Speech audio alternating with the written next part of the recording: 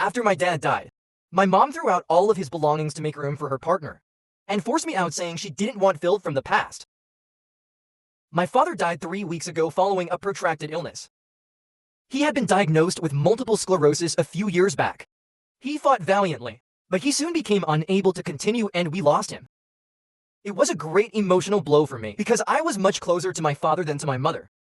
I, 18M, had no idea how to feel, and I was just starting to deal with my sadness when my mother decided to toss me out of the house so she could move in with her boyfriend. Within 1 week, I lost my father and discovered that my mother had been having an affair with a co-worker. All along, I'm not sure if my father knew about it. But it doesn't make a difference. I was outraged when she brought home her boyfriend just for days after my father died, and we had a heated argument after he left. She told me that this romance had been going on for a long time, basically since my father was diagnosed. She stated I had no idea how tough it was for her to have a sick partner, and so I had no right to blame her for finding love elsewhere. She also stated that she was aware that she would eventually lose her spouse, therefore she saw nothing wrong with what she was doing. I informed her that what she did was extremely pathetic. She told me I had to leave, so I paid for it the next day. She didn't want any Phil from the past in her home anymore, and she wasn't just talking about me. She and her boyfriend had begun moving a lot of belongings from my father's room. In the morning by the time I awoke, there were crates in the front yard. My mother informed me that I could either take the boxes with me or burn them either way. They were all leaving her house. They gave me a few hours to gather my belongings and depart. I opted to spend my time packing my possessions, rather than disputing with them. My mother's actions suggested she was too far gone, and I didn't want to sacrifice my dignity by speaking to her. We had pretty well stopped getting along a few months before my father died, because she was constantly fighting with him. I didn't believe it was proper to dispute trivial matters and be so mean to him, especially because we knew he wasn't going to make it. After learning of the affair, I lost all respect for her. Therefore, I was relieved to be going. I made a few phone calls, and after a while, my girlfriend said she could speak with her parents and allow me to stay with them for a few weeks until I could get back on my feet and make other plans. I am quite appreciative of that. I've been living with them since my mother booted me out, and they've been quite nice, particularly my girlfriend. We've just been dating for 3 months and she didn't need to do this, but I'm grateful to her. On the day I left, I grabbed the boxes that my mother had thrown away, which included my father's stuff as well as my own. I figured I couldn't let them burn, since that would mean losing the remainder of what my father left behind. This made my room really cramped due to all of the items, but it was worth it for the past few days. I'd avoided even glancing at those crates, let alone rummaging through them. The reason was simple: it reminded me too much of my father, and I was not prepared to confront it. I knew I'd end up bawling on the floor, since I already missed him so much, so I'd been avoiding it like the plague. However, 2 days ago, I made the decision to go through some of the boxes, regardless of how difficult it was. I was extremely lucky because the first box I chose was full of documents and documentation from my father's room, from before he was taken to the hospital in his final weeks of life. He had been working from his room in the house because he was in no fit to go out every day. My father worked as a tax consultant for a large corporation, so there was a lot of paperwork involved. I didn't comprehend much of it, so I put it aside. I got to the bottom of the box and found a blue manila file with my name on it. That was it when I discovered there is going to finish my mother. And I'm here for it. Going through the contents of that folder, I learned that my father had really left a will, which my mother was presumably unaware of. Or perhaps she did and was just not telling the lawyer. Not only did I uncover the will, but also several additional documents, including the house deed. It found out that the house did not belong to both of my parents, but rather to my father. After reading the will, I learned that my father had left the house and all of the money in his account to me. My mother had only received his car, which was still a huge deal because my father drove a lovely automobile, and she had taken ownership of their holiday property. I recognized my mother had no right to kick me out of the house because it did not belong to her now or at any moment. It was originally my father's and it is now mine. As so far, my father's lawyer had informed me that his assets would be frozen until the court determined how they would be distributed. However, as soon as I discovered those documents, I called him and informed him of my findings. I invited him to my girlfriend's house and asked if I may move back into my own house, as my father's will clearly specify that the house belonged to me, not my mother. He affirmed that I was free to do so if I wanted, and that my mother had no authority to kick me out without appropriate notice. That was everything I needed to know. The lawyer would manage the will's execution, but I planned to address the problem with my mother. I called her right away and informed her I found my father's will. He had indicated that he would leave me the house and all of the money in his bank account. She remained silent for a few minutes before saying it didn't matter to her. But now that the tables had been turned, I asked her to leave the premises. The house never belonged to her, and she had done nothing to deserve it. She'd been nasty to my father, and now she was being horrible to me. I informed her that I wanted her out by the end of the week. That's when she began groveling. To be honest, I anticipated her to argue with me, because that is how she has always been, argumentative and unpleasant to everyone around her. Instead, she begged me not to say or do anything, because she had convinced her partner to move in by promising to handle everything.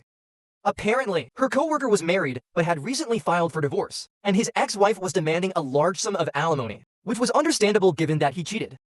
He was concerned about it, and my mother promised him that she would manage everything for him. This meant allowing him to live with her, so he didn't have to worry about housing or rent, and could concentrate on his divorce. If I approached them and stated that the house did not even belong to her, she would be screwed. So if I talked to her boyfriend, she would not only be homeless but also alone. I'm not a cruel person, so I told my mother she could keep behaving as if she had the means to help her partner, but I didn't want her to live in my house anymore. I vowed not to say anything about what she had told me, as long as she agreed to leave the house by the end of the week. I didn't care where she went. All I needed was for her to leave so I could return to my home. Then she started telling me it wasn't fair. It was blackmail and I couldn't do this to her. I reminded her of how cruelly she had treated me just a few days before, so it was absurd that she wanted me to consider her circumstances now.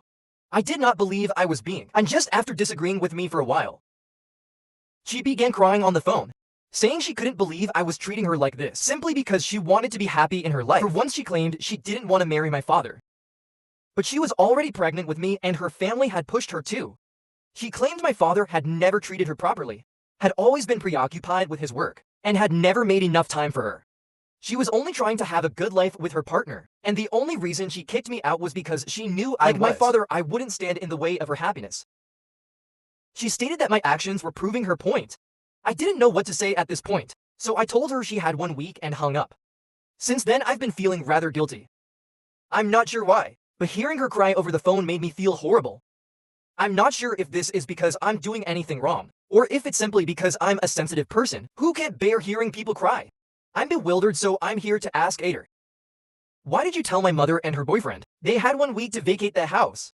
Edit, I don't have any family in this state, so I had to rely on my friends for aid. I've spoken with my grandparents because I'll be attending college in a few months and will need their support to handle expenditures. After describing the issue to them, they severed relations with my mother. She's probably not worse off for it because she never got along with her own parents and only had a cordial relationship with her in-laws. Regarding the will, I'm not sure why my father left the house and all of his money to me, or why he hadn't discussed it with his lawyer. I did ask my father's lawyer about it, and he revealed that he had been urging my father to prepare a will since he was diagnosed, but my father kept claiming he would do it later. Now it appears that he left behind a holographic will because there were no witnesses or lawyers involved, which may make it simpler for my mother to fight it. We'll deal with it as it arises. Fortunately, in our state, even such wills are regarded as genuine, and I'm thinking my father was aware of this. As for why he left the most essential stuff to me, I'm guessing it's because he presumably drafted this document while at home, and my mother had been arguing with him over nothing in particular. She was only arguing with him because she could, and he couldn't just leave her, no matter how upset he was. I suppose that is why he took this decision, and to be honest, I believe it was a good one. To address your questions, I don't know my father's specific motives, but here is my theory update 1. Hello. I am still living with my partner, and after reading the comments, I have decided to rethink my decision. I will continue to insist that my mother leave the house, but I have chosen to modify the terms of my agreement. After I posted the last update, many of you urged that I consider the possibility that my mother will fight the will, which would cause me a lot of grief. I thought about it and you were correct. I didn't think about it at first, so I called my mother back. I informed her that I was now willing to give her 6 months to locate a place and move out of the house. She looked astonished when I mentioned it because we hadn't spoken since our last conversation. She didn't have an explanation for her change of heart, but I did tell her that since I was giving her 6 months, she needed to swear not to fight my father's will. Hopefully, 6 months would be enough time to verify the legality of the will in court, and then we could begin dividing the assets. I suppose 6 months would also allow my mother's boyfriend enough time to finalize his divorce. Personally, I would have liked to generate a lot of hardship for my mother and ask her to leave within a week, making sure she felt as bad as I did. But hey, I need to write now. It's more vital for me not to act rashly, because that will only lead to difficulties for me rather than her. She stated she would think about it before agreeing to anything, so we'll see what she says. Update to hello. 3 days ago, I told my mother that if she promised not to fight the will, I would let her stay in the house for another 6 months. I was leaving for college in 3 months anyhow, so I assumed I'd ask my grandparents to send me money so I could buy an apartment. I did not want to burden my fiancée by staying with her for so long, but her parents insisted that I do so. My girlfriend and I have only been together for 3 months, but we genuinely love each other. So she said the same thing. With my living arrangement fixed, I wasn't in a hurry to have my mother leave the house because it didn't make sense. I hoped my mother would agree to my demands so that I could have my father's lawyer sign off on them. If she signed a legal contract, she wouldn't be able to back out. I was expecting to hear from her with good news, but instead she called me today and asked if I expected her to sign any paperwork or contracts. For our agreement, I instantly replied yes, since I did not want to mislead her. And to be honest, I did not trust her. This was a given. She paused for a few seconds before telling me that she was not interested in signing a contract. That annoyed me because it implied that if she knew she had to stick to it or face the repercussions, she was hesitant to make any promises. I was upfront with her, telling her that if she wasn't willing to sign a legal agreement, my offer was off the table. I told her I didn't trust her at all and she shouldn't be shocked, considering her recent behavior towards me, which has been nothing short of nasty. I expected her to disagree, but she told me she agreed, though she also didn't trust me, insisting that I was unquestionably my father's kid. I had no idea what that had to do with anything, because neither my father nor I had ever done anything that could be considered untrustworthy. The only thing she had against my father was that she had been forced to marry him because she became pregnant with me, and my grandparents decided it was best to proceed with the marriage. That is not my fault, nor is it my father's fault. If she didn't want to marry him, she should have stood up for her rights. Besides, I am not even sure how true her narrative is. I asked my grandparents about it, and they stated they hadn't really pressured her, but they had only encouraged her not to raise me on her own because she was so young at the time, and my parents appeared to be in love. Both of my grandparents suggested they marry, but there was no pressure on them. The other issue my mother faced with my father was that he worked too much. I don't believe that's a major issue because of course he had to work. My mother didn't work for the first few years of their marriage, and finally started working about 7 years ago. She obtained the position since one of her friends and her friend's spouse founded the company. Otherwise, she would not have found the position she currently brags about.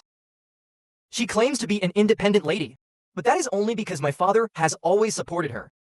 She had no right to say she didn't trust me because I'm my father's son. I was annoyed, so I told her she could do anything she wanted, but because she refused to sign a contract, I wanted her out of the house. I hung up before she could say anything. She tried phoning me numerous times after that, but I was too annoyed to speak with her. She hasn't called in the last half hour, but I'm confident she will. I will only talk to her after I've calmed down. Update 3: My mother did not call me again following our last talk. As I described in my previous report, I waited for her to call for the next 2 days, but she just did today.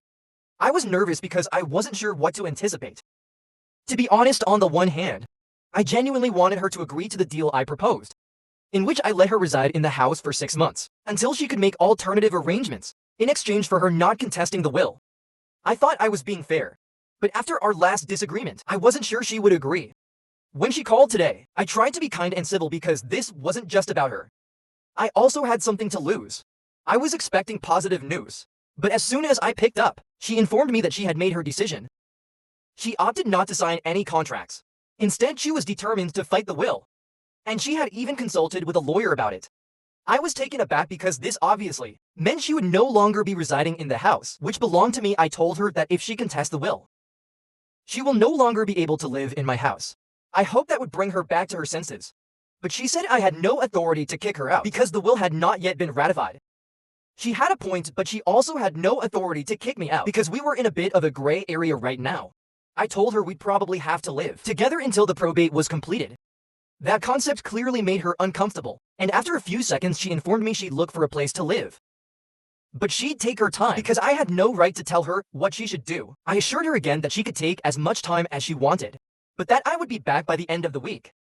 She began ranting, accusing me of being a bother, and claiming she had done nothing to deserve the harassment I was subjecting her to. I almost laughed, because her claim that I was bothering her was the biggest joke of the century. She kept attempting to rant, but I hung up because we had nothing else to talk about. She'd made her decision and I didn't think I could change it anymore. I'm going to do what I believe is right, and she can't stop me. Her partner, who is going through his own divorce, will not be much assistance to her either. I, on the other hand, have my family, girlfriend, and friends on my side. In fact, I believe I will tell her boyfriend the truth about my mother, because I have been withholding information for far too long. Since she has made up her mind, I have decided to be an inconvenience, and there is no reason to keep this a secret any longer. Update for I did it. I informed my mother's lover the truth about the situation at the house. I don't think he had any notion until recently, which is strange considering he lived with my mother. This is a major deal to keep from your boyfriend, especially since she was still in contact with me, and I'm sure he would have asked about it. But I assume she's pretty adept at keeping secrets. After all, she hid her affair for a few years. It was not difficult to reach him. I just searched him up on Facebook and sent him a message containing proof. I also explained why I was telling him the truth now and not earlier, because I had been negotiating with my mother. But since she had made it apparent that she was not interested, I believed he had a right to know the truth. I sent the message 2 days ago, and I finally heard from my mother today. I was expecting an eruption, but I didn't realize it would come so late anyway. She tried contacting me this morning, but I blocked her out of frustration. I've also blocked her on social media. When she ran out of other ways to contact me, she set up a fake email account and sent me a message from that address. In the email, she said that I should be pleased now, because I had caused so much drama between her and her boyfriend for no reason, she claimed. He had decided to leave her and return to his wife to attempt to work things out, blaming her for the entire situation, which to be honest he was correct about. I'm not really sure what she's furious about. The message was lengthy and it contained warnings that she would make sure I paid a high price for this. All I could think was she can bring it on. Truth be told, she no longer scares me. I've already lost all I could lose, and there's only one direction to go up. So I'm looking forward to the court case. Update 5. Hello guys. I haven't kept you updated on what's been going on in my life over the last year, and I believe it's time I did. As I previously stated, I was looking forward to the court process, and my mother did end up fighting the will. The case got to court, and my father's attorney and I fought as hard as we could. Long story short, after 8 months, we eventually received a favorable ruling. The will was validated and upheld. This happened 2 months ago, and I'm still really pleased with it. My mother had to give up the house, and we no longer communicate with her. I have no idea what she is up to, but I am delighted that she received her karma.